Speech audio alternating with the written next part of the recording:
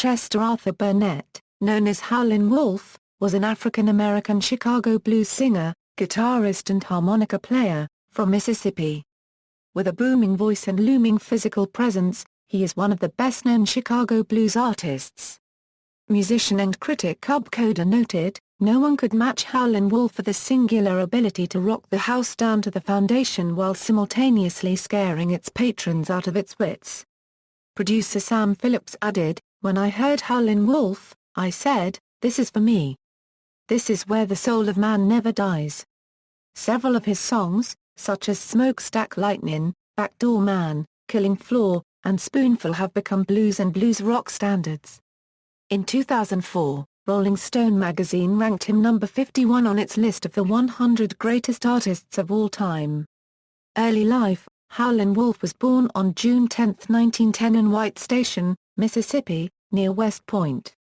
He was named Chester Arthur Burnett, after Chester A. Arthur, the 21st President of the United States.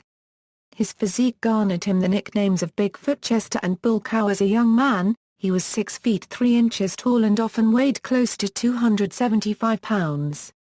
He explained the origin of the name Howlin' Wolf, "I got that from my grandfather, who would often tell him stories about the wolves in that part of the country and warn him that if he misbehaved then the howling wolves would get him." Paul Oliver wrote that Burnett once claimed to have been given his nickname by his idol Jimmie Rodgers. According to the documentary film The Howlin' Wolf Story, Burnett's parents broke up when he was young. His very religious mother, Gertrude, threw him out of the house while he was a child for refusing to work around the farm. He then moved in with his uncle, Will Young, who treated him badly.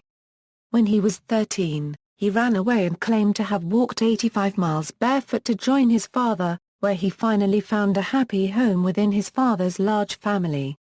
During the peak of his success, he returned from Chicago to see his mother in his hometown and was driven to tears when she rebuffed him. She refused to take money offered by him, saying it was from his playing of the devil's music. Musical career 1930s and 1940s In 1930, Burnett met Charlie Patton, the most popular bluesman in the Mississippi Delta at the time. He would listen to Patton play nightly from outside a nearby juke joint. There he remembered Patton playing Pony Blues, High Water Everywhere, A Spoonful Blues, and Banty Roaster Blues. The two became acquainted and soon Patton was teaching him guitar. Burnett recalled that, "The first piece I ever played in my life was a tune about hook up my pony and saddle up my black mare." He also learned about showmanship from Patton. When he played his guitar, he would turn it over backwards and forwards, and throw it around over his shoulders, between his legs, throw it up in the sky. Burnett could perform the guitar tricks he learned from Patton for the rest of his life. He played with Patton often in small Delta communities. Burnett was influenced by other popular blues performers of the time including the Mississippi Sheiks, Blind Lemon Jefferson, Ma Rainey, Lonnie Johnson, Tampa Red, Blind Blake, and Tommy Johnson. Two of the earliest songs he mastered were Jefferson's Matchbox Blues, and Leroy Carr's How Long Blues. Country singer Jimmie Rodgers was also an influence.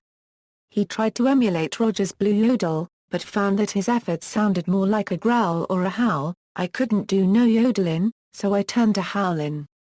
And it's done me just fine." His harmonica playing was modeled after that of Sonny Boy Williamson too, who had taught him how to play when Burnett moved to Parkin, Arkansas, in 1933. During the 1930s, Burnett performed in the South as a solo performer and with a number of blues musicians, including Floyd Jones, Johnny Shines, Honor Boy Edwards, Sonny Boy Williamson II, Robert Johnson, Robert Jr. Lockwood, Willie Brown, Son House and Willie Johnson. By the end of the decade, he was a fixture in clubs with a harmonica and a very early electric guitar.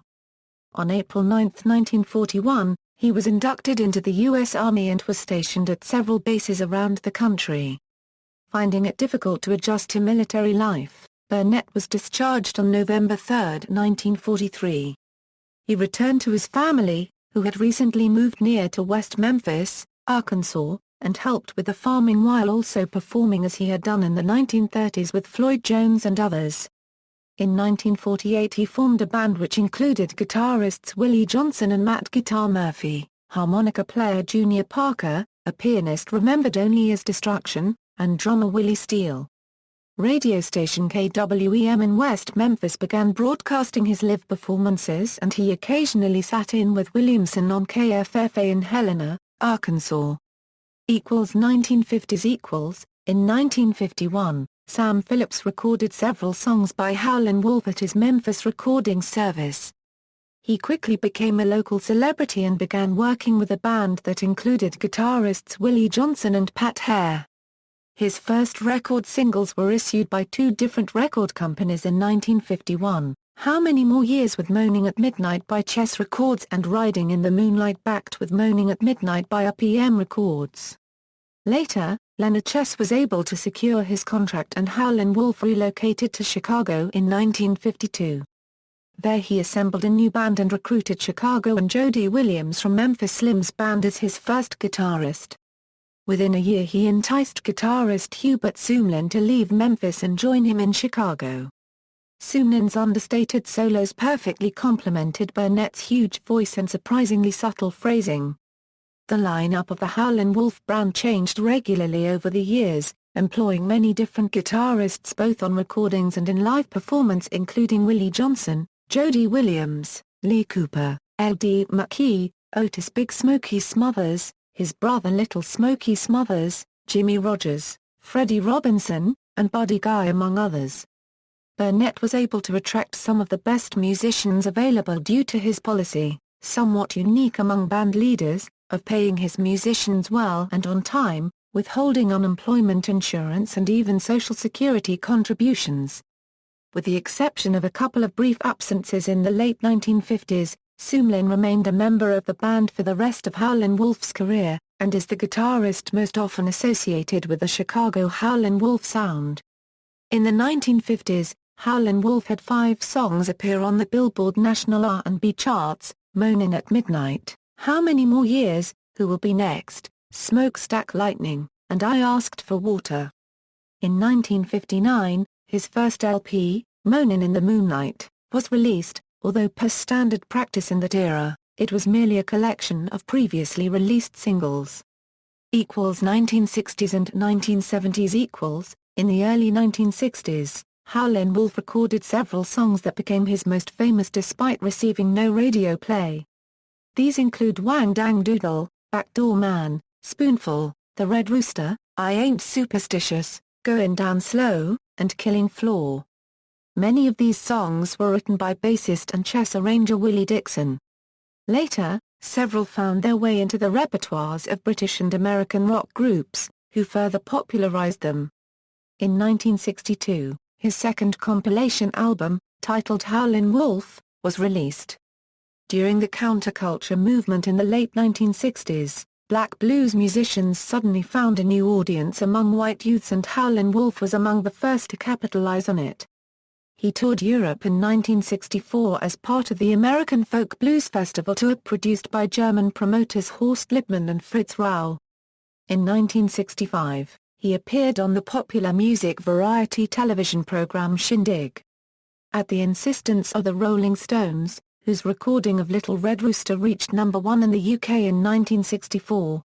In the late 1960s and early 1970s, Howlin' Wolf recorded albums with others, including the Super Super Blues Band with Bo Diddley and Muddy Waters, the Howlin' Wolf album with session musicians, and the London Howlin' Wolf Sessions, accompanied by British rock musicians Eric Clapton, Steve Winwood, Ian Stewart, Bill Wyman, Charlie Watts and others. His last album for Chess was 1973's The Backdoor Wolf. The Howlin' Wolf album had a somewhat controversial album cover which contained a solid white background with large black letters proclaiming this is Howlin' Wolf's new album. He doesn't like it. He didn't like his electric guitar at first either. This may have contributed to poor sales of the LP, and Chess co-founder Leonard Chess acknowledged that the cover was a poor idea, saying I guess negativity isn't a good way to sell records. Who wants to hear that a musician doesn't like his own music? The London Howlin' Wolf Sessions proved more successful than its predecessor and, like rival bluesman Muddy Waters' album Electric Mud, proved more successful with British audiences than America's. Personal life: unlike many other blues musicians who had left an impoverished childhood to begin a musical career, Chester Burnett was always financially successful. Having already achieved a measure of success in Memphis, he described himself as the only one to drive himself up from the Delta to Chicago, which he did, in his own car on the blues highway and with $4,000 in his pocket, a rare distinction for a black blues man of the time. Although functionally illiterate into his 40s, Burnett eventually returned to school, first to earn a general educational development diploma, and later to study accounting and other business courses aimed to help his business career. Burnett met his future wife, Lily, when she attended one of his performances in a Chicago club. She and her family were urban and educated, and not involved in what was generally seen as the unsavory world of blues musicians. Nonetheless, immediately attracted when he saw her in the audience as Burnett says he was, he pursued her and won her over. According to those who knew them, the couple remained deeply in love until his death. Together they raised Betty and Barbara, Lily's two daughters from an earlier relationship. After he married Lily, who was able to manage his professional finances, Burnett was so financially successful that he was able to offer band members not only a decent salary, but benefits such as health insurance. This in turn enabled him to hire his pick of the available musicians, and keep his band one of the best around. According to his stepdaughters, he was never financially extravagant, for instance driving a Pontiac station wagon rather than a more expensive and flashy car. Burnett's health began declining in the late 1960s. He experienced several heart attacks and suffered bruised kidneys in a 1970 car accident. Concerned for his health, band leader Eddie Shaw limited him to a mere 6 songs per concert. Death: at the start of 1976, Burnett checked into the Veterans Administration Hospital in Hines, Illinois for kidney surgery, but died of complications from the procedure on January 10, 1976, and was buried in Oak Ridge Cemetery, outside Chicago, in a plot in Section 18, on the east side of the road. His gravestone has an image of a guitar and harmonica etched into it. Selective awards and recognitions. Grammy Hall of Fame. A recording of Howlin' Wolf was inducted into the Grammy Hall of Fame, which is a special Grammy award established in 1973 to honor recordings that are at least 25 years old, and that have qualitative or historical significance. Rock and Roll Hall of Fame. The Rock and Roll Hall of Fame listed 3 songs by Howlin' Wolf in the 500 songs that shaped rock and roll. The Blues Foundation Awards. Honors and inductions. On September 17, 1994, the U.S. Post Office issued a Howlin' Wolf 29-cent commemorative postage stamp. Howlin' Wolf Foundation. The Howlin' Wolf Foundation, a non-profit corporation organized under American Tax Code Section 501, c. 3, has been established by Betty Kelly to preserve and extend Howlin' Wolf's legacy. The foundation mission and goals include the preservation of the blues music genre, scholarships for students to participate in music programs, and support for blues musicians and blues programs. Discography. Albums. 1959, Moanin' in the Moonlight, 1962, Howlin' Wolf Sings the Blues, 1962, Howlin' Wolf, 1964, Rockin' the Blues Live in Germany, 1966, The Real Folk Blues, 1966, Live in Cambridge, 1966, The Super Blues Band, 1967, More Real Folk Blues, 1969, The Howlin' Wolf Album, 1971, Message to the Young, 1971, Going Back Home, 1971, The London Howlin' Wolf Sessions, 1972, Live and Cookin', 1973, Evil.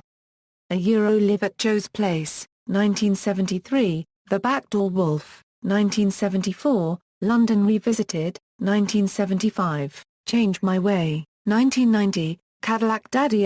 Memphis Recordings 1952, 1997, His Best. Notes. References, Hoffman, Mark. Howlin' Wolf Biography, Part 2 inches. Howlin' Wolf Site. Howlin' Wolf Productions. Retrieved April 17, 2014. Humphrey, Mark. The Definitive Collection. Howlin' Wolf. Geffen Records Chess Records. B0008784-CHD9375BK02. Oliver, Paul. The Story of the Blues. Barry and Jenkins. ISBN 3-85445-092-3. Sedgwrist, James.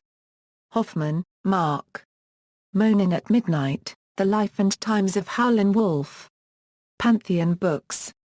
ISBN 0-375-42246-3. Hitboon, Joel. Top R&B Singles 1942–1988. Record Research, Incorporated. ISBN 0-89820-068-7. Don McGlynn. The Howlin' Wolf Story The Secret History of Rock and Roll. Bluebird Arista. 82876-56631-9.